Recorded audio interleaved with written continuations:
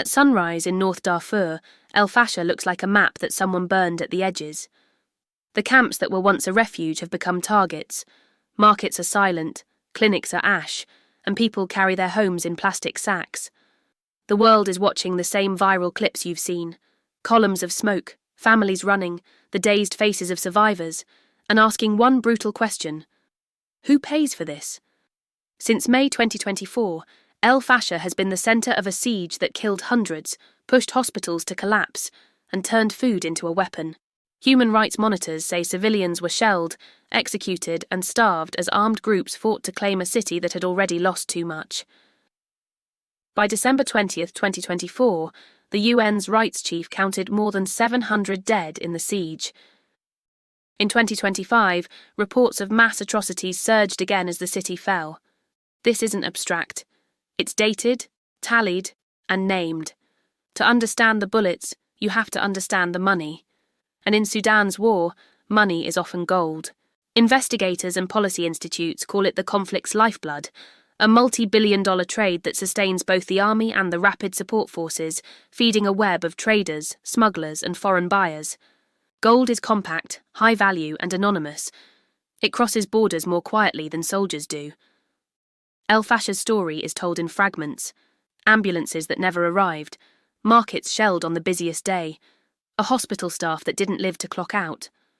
Rights groups keep repeating the same plea: protect civilians, open corridors, stop the siege.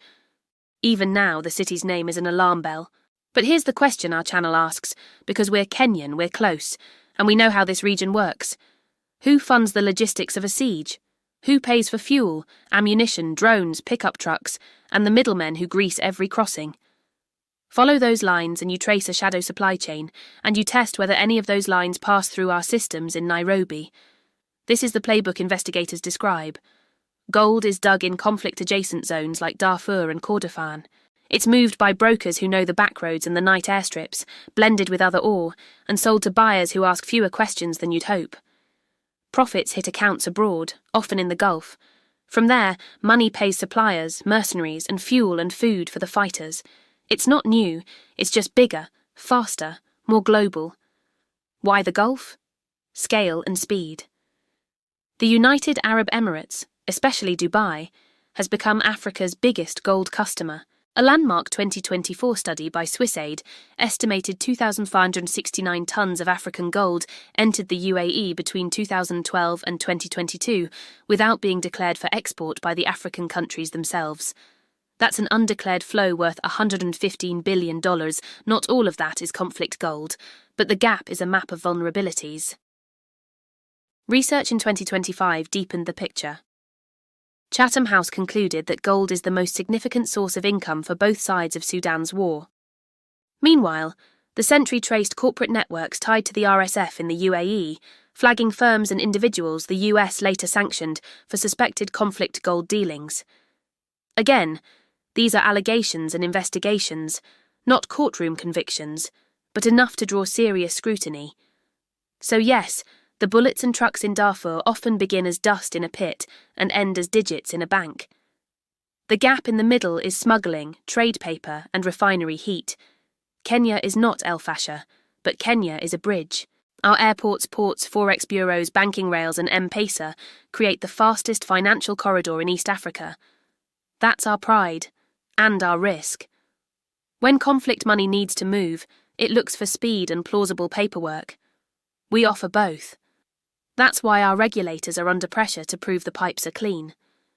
In February 2024, the Financial Action Task Force placed Kenya under increased monitoring, the grey list, while we fix gaps in anti-money laundering and counter-terror financing controls. There's another signal. Mirror statistics often don't match. Business media have noted for years how the UAE's recorded gold imports from Kenya can exceed Kenya's declared exports, sometimes by large margins. There can be legitimate reasons, like transit or timing, but big mismatches are also how investigators spot smuggling. For a country aiming to be a financial hub, that gap is a reputational liability we can't afford to ignore. How would money from conflict gold touch Nairobi without leaving fingerprints? Through trade-based laundering, over and under invoicing, phantom shipments, cash-heavy businesses used as sponges. Through layered transfers that split wires just under reporting thresholds. Through shell companies that share a director and a desk, but claim to be in 3 different industries. Most of our economy is legitimate, some of it is careless, and a very small sliver is critical. That sliver is what regulators and banks are chasing, because if they miss it, we all pay in a weaker shilling, pricier dollars, and wary investors.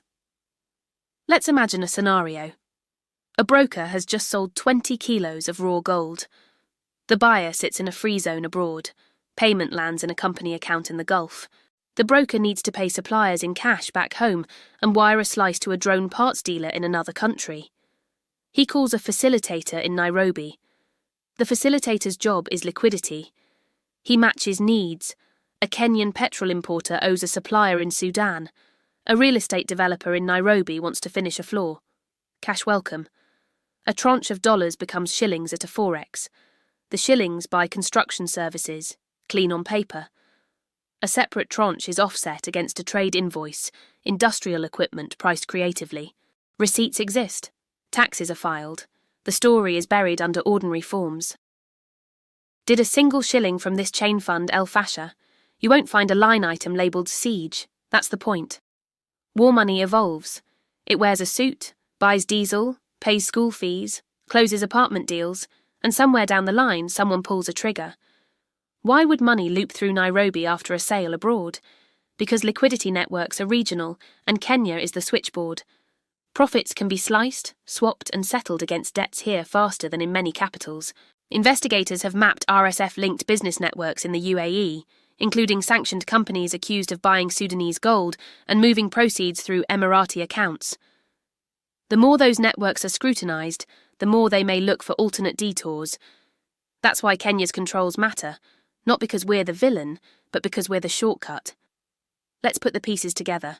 A besieged city, a war economy fed by gold, a global hub that refines and re-exports, and a regional financial centre, us, that can either be the firewall or part of the problem. The map doesn't accuse, it warns. For a banker in Nairobi, Fasher looks like patterns. Spikes of incoming funds from certain free zone entities whenever fighting intensifies. Outgoing transfers in rounded figures to logistics and auto dealers. 3 companies that share a phone number, but claim totally different trades. You flag the accounts, you file reports, you escalate, and you know you will never see the desert where the story started. This is where national reputation is forged. In quiet rooms, by people who press report when it would be easier to press ignore. Let's be precise. Media and think tanks have alleged that external actors, especially in the Gulf, helped equip the RSF, including with drones. Some reports specifically name the UAE as a conduit or source. Emirati officials have firmly denied fueling the war. What we can verify is this. Dubai is a dominant buyer of African gold, much of it undeclared by African exporters. Sudan's war economy relies heavily on gold. RSF-linked networks have operated companies in the UAE, and Fasher's civilians have paid the ultimate price while the world debates the supply chain. Our job is to follow money, not rumours. Allegations are allegations. Data is data. The atrocities in Fasher are documented, the funding streams are mapped by credible researchers, and Kenya's exposure is measured by how fast we fix the gaps that let dirty flows mingle with clean trade. When watchdogs doubt our controls, we pay a quiet tax. Banks abroad slow or shrink dollar lines. Importers queue longer for currency. Developers who use mortgages lose bids to buyers with unexplained cash. The shilling feels heavier going one way, lighter going the other. That's the real-world effect of the grey list. Not a headline, but a cost. The sooner we exit, the cheaper life gets. Exiting is not magic, it's homework. Make beneficial ownership registers verifiable and enforced so shell companies can't hide. Supervise high-risk non-bank businesses, law firms, car dealers, real estate agents, the places where cash meets paper. Use analytics at our ports to catch invoicing patterns. Require source of funds proof on large cash property purchases. And incentivize responsible gold sourcing for jewelers and exporters who want to use Nairobi as a hub. These aren't anti-business, they're pro-Kenya. Grey listing shows the gaps. Closing them is how hubs grow. This isn't the first time Darfur's pain spilled across borders. Years ago, investigators uncovered RSF financial networks spanning Sudanese banks and UAE companies, showing how a militia could monetize a nation's resources. If we've learned anything, it's that supply chains get smarter, not slower. Our response has to get smarter too. The people in El Fasher don't talk about anti-money laundering frameworks or complex mirror statistics. They talk about water, they talk about bread, they talk about being able to sleep through the night without fear. When we sit in boardrooms and conference halls in Nairobi, debating financial compliance and regulations, it can feel worlds away from their daily struggle for survival. But it isn't. The path from a bar of smuggled gold to a bullet that shatters a life often crosses our region. It might even cross through our city. If we are the bridge between the mines and the global market, we have a profound responsibility. We have to choose what and who is allowed to cross. Scene shifts to a vibrant Nairobi sunrise, with cranes moving over the skyline and light reflecting off modern bank towers. Kenya's greatest competitive edge has always been our speed, our dynamism, our ambition. We are striving to be East Africa's clean, trusted hub for commerce and finance. To achieve this, we have to do two things simultaneously. We must move faster than the smugglers who exploit our systems, and we must document our transactions better than the critics who doubt our integrity. This means our banks need to treat suspicious financial patterns not as minor flickers of static, but as raging fires that demand immediate action. It means our policymakers must move beyond simply announcing new rules and start enforcing them with rigour and consistency. It means companies operating here must show their true ownership, not hide behind the anonymity of a post office box. In a global gold trade where thousands of tons of undeclared gold have flowed over the past decade, the country that can genuinely guarantee the origin and transparency of its minerals will not just succeed, it will win the future. Fast-paced montage. A truck driver at a weighbridge looking at papers, a young banker staring intently at a computer screen, a jeweller examining a stone with a loupe, a customs officer studying a shipping manifest. So, what can you do? What can we do? This isn't just a problem for governments or international bodies. If you work in logistics or transport, be the one who spots the shipping document that doesn't add up and raises the alarm. If you're in banking, be the analyst who fights for the resources to investigate a suspicious transaction, no matter how small it seems. If you're in real estate, make it your business to verify the person buying the property. If you buy or wear gold jewellery, simply ask about its origin. Each of these actions sounds small on its own, but they are not. The bridge that facilitates this illicit trade, or the firewall that blocks it, is built from 1,000 of these seemingly small choices, our choices. The visuals slowly return to El Fasher. An aerial shot reveals the lingering dust and a convoy of humanitarian aid trucks.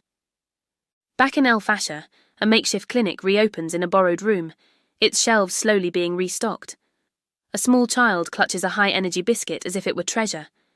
Aid trucks creep along roads that just last week were impassable due to fighting. The siege of this city taught us a horrible and simple lesson. Bustling markets, life-saving hospitals and crowded refugee camps can become military targets when illicit money allows it to happen. When profit is made from conflict, conflict will continue. But if we commit to tracking the money, we can choke the market for the next siege before it even begins. We can cut off the financial oxygen that fuels the fire. The camera zooms out from El Fasher on a map. Red lines indicating illicit trade routes from El Fasher through Nairobi to Dubai fade away. A new, bright green line appears, tracing a path labelled verified supply, leading to transparent trade, and culminating in a peace dividend. El Fasher is not just another tragic headline from a distant land. It's a mirror held up to our world. It shows us a brutal war being fed by a commodity that doesn't beep at border crossings or set off metal detectors. It shows us a region where dirty money consistently outruns policy and enforcement, and it shows Kenya, our Kenya, standing at a critical fork in the road. We face a choice. Will we be the unregulated shortcut that everyone uses for their shady dealings, or will we be the clean, secure corridor that everyone trusts for legitimate business? Who pays for the bullets that tear families apart? The answer always begins with resources, and in this case with gold. The next question is, does any of that gold pass through Nairobi? That answer, ultimately, depends on us. Thanks for watching. If this story matters to you, please share it and subscribe to our channel for more investigations that connect the dots.